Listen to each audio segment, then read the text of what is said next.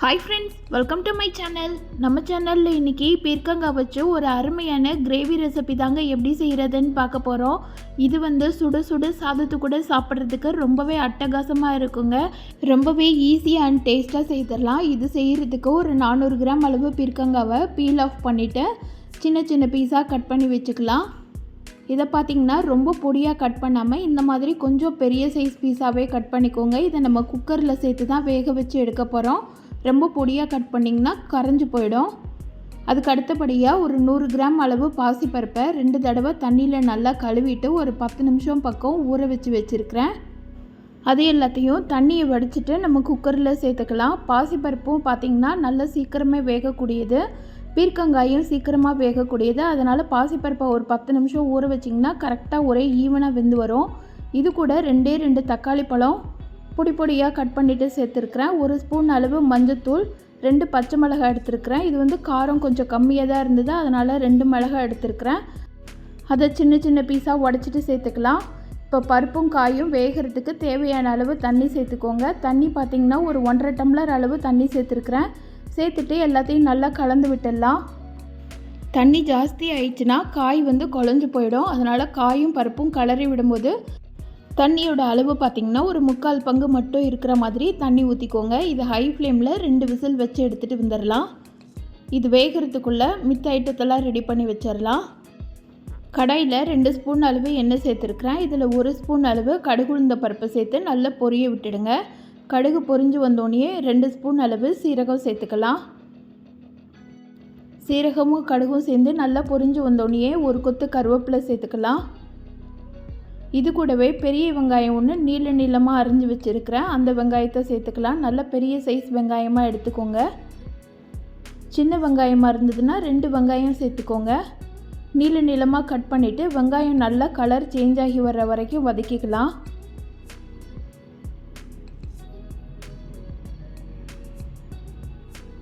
வெங்காயம் இந்த அளவுக்கு நல்ல கலர் சேஞ்ச் ஆகி வந்தால் தான் நம்ம வைக்கிற கிரேவி நல்லா டேஸ்ட்டாக இருக்கும். இப்போ இது கூட மசாலா ஐட்டம் சேர்த்துக்கலாம்.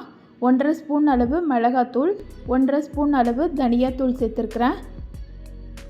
ஆல்ரெடி நம்ம பருப்பு வேக வைக்கும்போது மஞ்சத்தூள் சேர்த்துருக்குறோம், அதனால் மஞ்சத்தூள் இப்போ சேர்க்கலை. இதெல்லாத்தையும் சேர்த்துட்டு அந்த வெங்காயத்தோடு சேர்த்து நல்லா வதக்கிடலாம். மசாலா சேர்த்ததுக்கப்புறமா ஃப்ளேம் லோ ஃப்ளேமில் வச்சுக்கோங்க. ஹை ஃப்ளேமில் வச்சிங்கன்னா மசாலா கருகிடும். லோ ஃப்ளேமில் வச்சு வெங்காயத்தோடு சேர்த்து நல்லா மிக்ஸ் பண்ணி வதக்கி விட்டுடுங்க. இது நல்லா சுருண்டு வதங்கி வரணும்.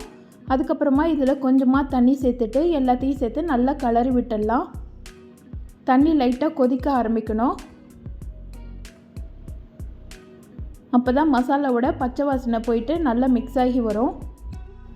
இந்த ப்ரிப்பரேஷன் பண்ணுறதுக்குள்ளேயே குக்கரில் 2 விசில் வந்திருக்குங்க. அதை இது கூட சேர்த்துடலாம். மசாலா இந்த அளவுக்கு நல்லா தளன்னு கொதித்து வந்ததுக்கப்புறமா குக்கரில் விசில் போயிடுச்சு. பருப்பும் காயும் பாருங்கள் நல்லா கரெக்டாக பூ மாதிரி வெந்து வந்திருக்கு. பருப்பு இந்த அளவுக்கு நல்லா வெந்து வந்தால் தான் கிரேவி நல்லா டேஸ்ட்டாக இருக்கும். அதே நேரம் காயும் பார்த்திங்கன்னா ஃபுல்லாக குழஞ்சி போகலை, ஓரளவுக்கு நல்லா முழுசாக இருக்குது. கரெக்டாக பருப்பை ஊற வச்சுட்டு 2 விசில் வச்சிங்கன்னா கரெக்டாக இந்த மாதிரி பக்குவத்தில் வெந்து வந்திருக்கும். இப்போ கொதிக்கிற மசாலாவோட நம்ம ரெடி பண்ணி வச்சுருக்கிற பருப்பு காய் மிக்ஸை சேர்த்துடலாம். சேர்த்துட்டு எல்லாத்தையும் நல்லா கலந்து விட்டுடுங்க.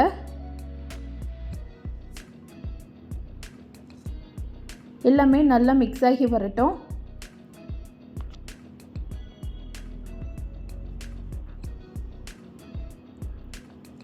கலந்து விட்டுட்டு கிரேவிக்கு தேவையான அளவு உப்பு சேர்த்துக்கலாம்.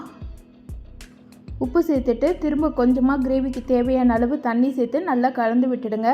இதில் நம்ம பாசிப்பருப்பை சேர்த்துருக்கிறதுனால லைட்டாக அடிப்பிடிக்கிற மாதிரி இருக்கும். அதனால் மீடியம் ஃப்ளேமில் வச்சு மசாலாவும் காயும் நல்லா மிக்ஸ் ஆகி வர்ற வரைக்கும் கொதிக்க விடலாம்.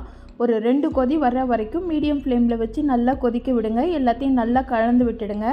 இது கொதித்து வர்றதுக்குள்ளே இதுக்கு ஒரு தேங்காய் பேஸ்ட்டை அரைச்சி எடுத்துகிட்டு வந்துடலாம்.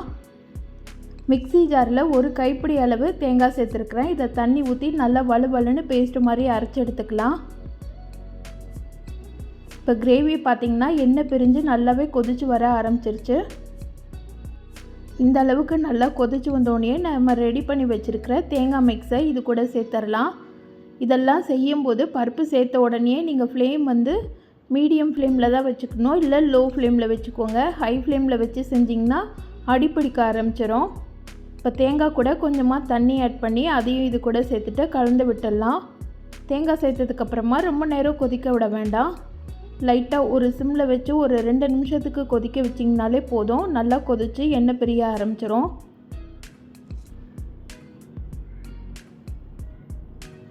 பாருங்கள், ஒரு 2 நிமிஷத்துலேயே இந்த அளவுக்கு நல்லா கொதித்து வந்துருச்சு. இந்த டைமில் கடைசியாக இறக்குறதுக்கு முன்னாடி ஒரு கைப்பிடி அளவு கொத்தமல்லி தழை தூவி இறக்கிட்டோன்னா சூப்பரான டேஸ்ட்டில் ஒரு அருமையான பீர்க்கங்காய் கிரேவி வந்து ரெடி பண்ணிட்டோங்க. இதை வந்து இட்லி தோசை கூட சாப்பிட்றதுக்குமே நல்லாயிருக்கும். சூடான சாதத்தில் பரட்டி சாப்பிட்றதுக்குமே ரொம்பவே அருமையாக இருக்குங்க. இந்த கிரேவியை பீர்க்கங்காய் வச்சு தான் செய்தோன்னு சொன்னால் யாருமே நம்ப மாட்டாங்க. அந்த அளவுக்கு ரொம்ப டேஸ்ட்டாக இருக்கும்.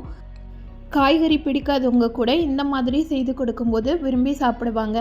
இதை வந்து இட்லி, தோசை, சாதம் கூட சாப்பிட்றதுக்கு ரொம்பவே அருமையான சைடிஷ்ங்க. ரொம்ப ஈஸியாக செய்திடலாம். இந்த டேஸ்டான பீர்க்கங்காய் கிரேவியை இதே மாதிரி மெத்தடில் நீங்களும் உங்கள் வீட்டில் செய்து பாருங்கள். செய்து பார்த்துட்டு எப்படி இருந்துச்சுன்னு சொல்லிவிட்டு கமெண்ட் பண்ணுங்கள். இந்த வீடியோ பிடிச்சிருந்ததுன்னா இந்த வீடியோக்கு லைக் பண்ணி சேனலை சப்ஸ்கிரைப் பண்ணிவிடுங்க. Thank you friends.